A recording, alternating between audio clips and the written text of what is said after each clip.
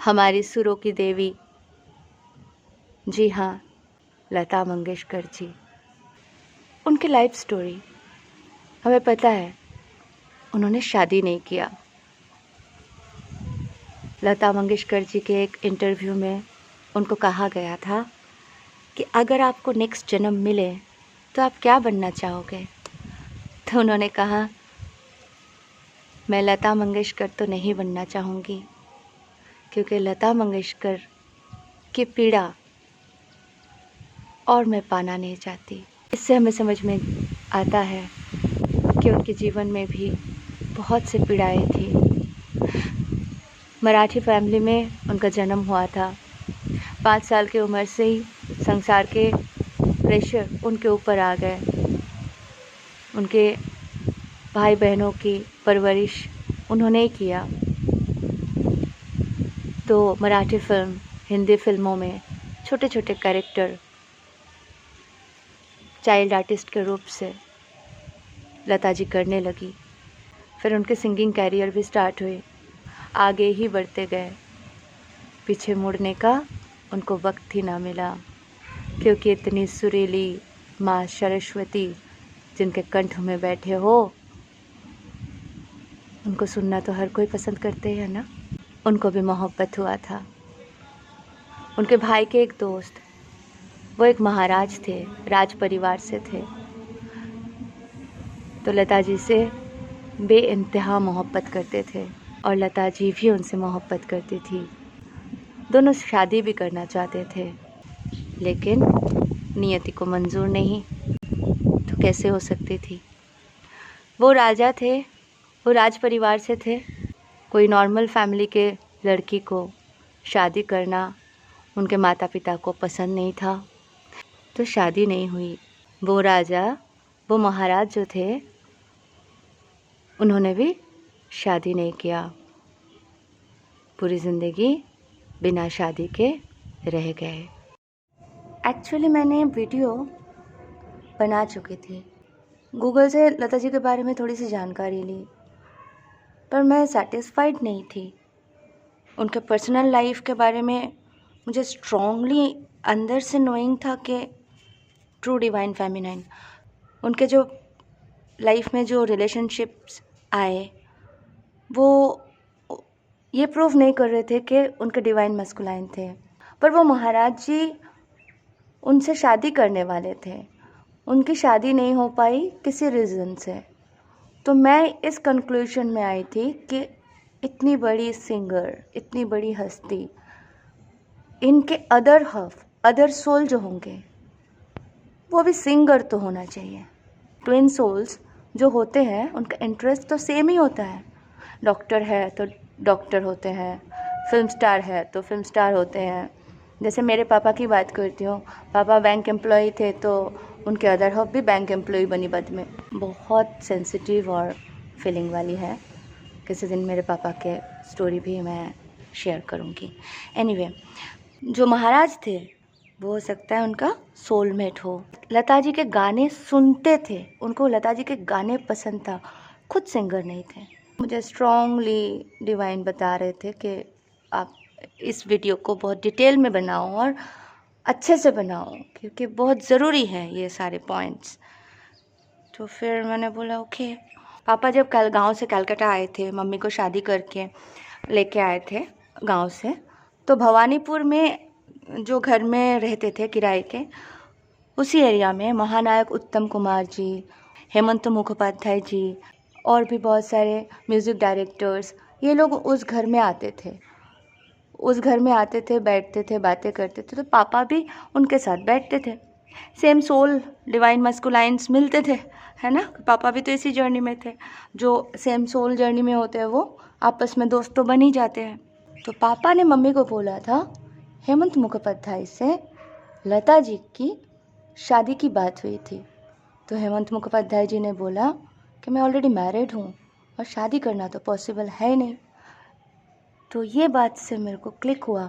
मैं फिर मम्मी को जाके रिचेक किया, क्योंकि कोई भी इन्फॉर्मेशन में कुछ भी बोलने से पहले जड़ तक तो पहुंचना ज़रूरी है। हम बात किन के बारे में कर रहे हैं, है ना? महान हस्ती। डिवाइन ने परमिशन दिया तो मैंने डिवाइन को रिक्वेस्ट किया कि आप मुझे डिटेल्स दो, फिर मुझे मिल नहीं रहा है। मैं गूगल भी किया, मुझे डिटेल्स नहीं मिल रहे हैं और ये सारे मेरे जन्म से पहले की बात है, मैं कैसे करूँ? तो अल्टीमेटली मुझे और एक हेमंत मुखोपाध्याय जी जब मुंबई गए थे, मुंबई जाने के बाद हेमंत जी म्यूज़िक दे रहे थे और गाना तो बहुत अच्छे गाते थे। उस टाइम के टॉपेस्ट मतलब सिंगर थे। एक गाना उन्होंने रचना किया तो बोले ये गाने में सिंगर कौन होना चाहिए, फीमेल सिंगर। तो हेमंत जी बोले लता मंगेशकर जी। तो उन्होंने बोला नहीं, लता जी के साथ तो हम लोगों का बनता नहीं है, तो लता जी यहाँ पे फिल्मिस्तान स्टूडियो में आने वाली नहीं है, नहीं आएंगी। तो उन्होंने बोला अच्छा किसी और को ले लो, बस डिवाइन को तो मिलाना ही था। तो बोला नहीं, अच्छा मैं लेके आऊँ लता जी को, जबकि उससे पहले दोनों मिले भी नहीं थे। तो बोले आपके इतना कॉन्फिडेंस है तो जाइए।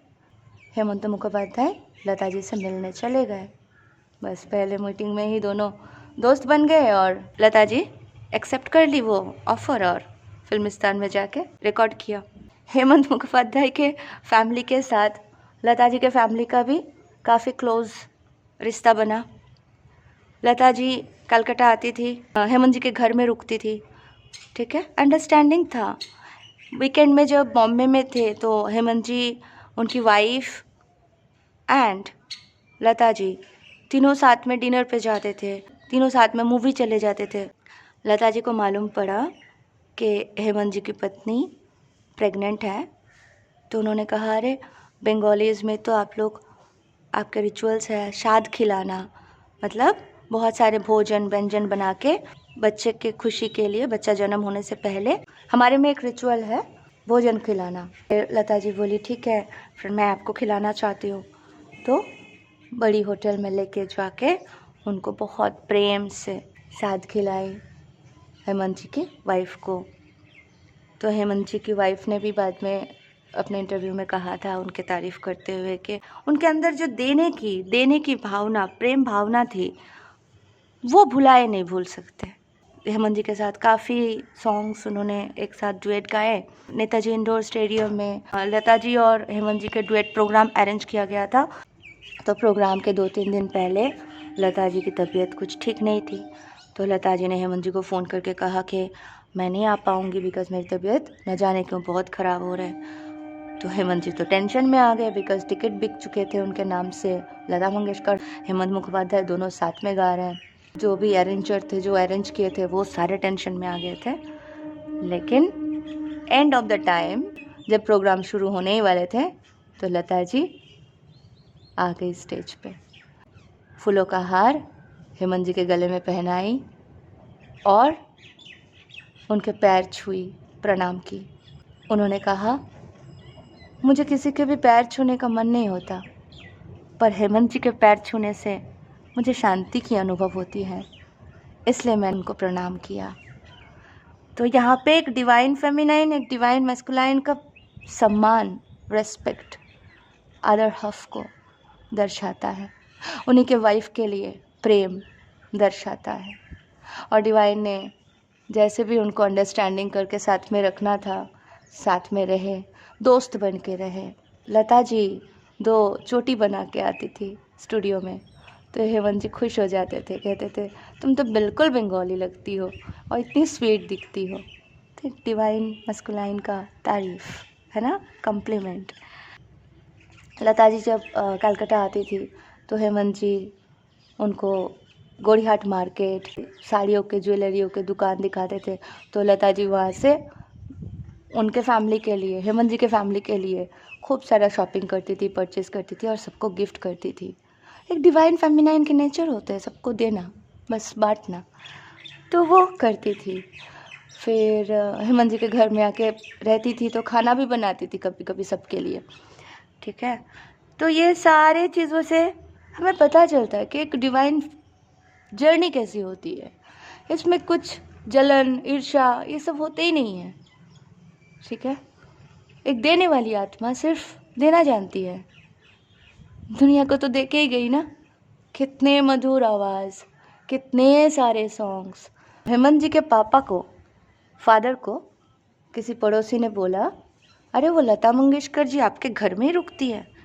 तो बोले, हाँ। आपके बेटे के साथ कुछ चल रहा है क्या? बोले, हाँ। आपको पता नहीं क्या? बोले, क्या? लता जी ना, चल क्या रहे, वो तो मेरी बहू ही है, सरस्वती। मेरी एक बहू लक्ष्मी है तो दूसरी सरस्वती है, एक घर संभालती है और दूसरी गाना गाती है। तो वो निंदुक जो थे पड़ोसी, कुछ नहीं कह पाए, चुपचाप चले गए। और यही बात फिर हेमंत जी के फादर घर में जाकर सबको बोले और सब मिलके हंसे मजाक किए। तो इतना स्वीट स्वीट स्वीट सिचुएशन से गुजरते हैं। ऑफ कोर्स पेन भी तो आते ही होंगे, दर्द भी तो आते ही होंगे, पर दर्द को ओवरकम करके, दुनिया को देख के, खुद को सिखा के, लव में जाके, तब होती है एक डिवाइन जर्नी। ये प्रेम कथा एक अमर प्रेम कहानी जो सारे रिश्तों से ऊपर है। अपने अदर हाफ चाहे किसी भी बॉडी में हो, वो एक दोस्त, एक अटूट फ्रेंडशिप, अटूट रिश्ते अनुभव करते हैं।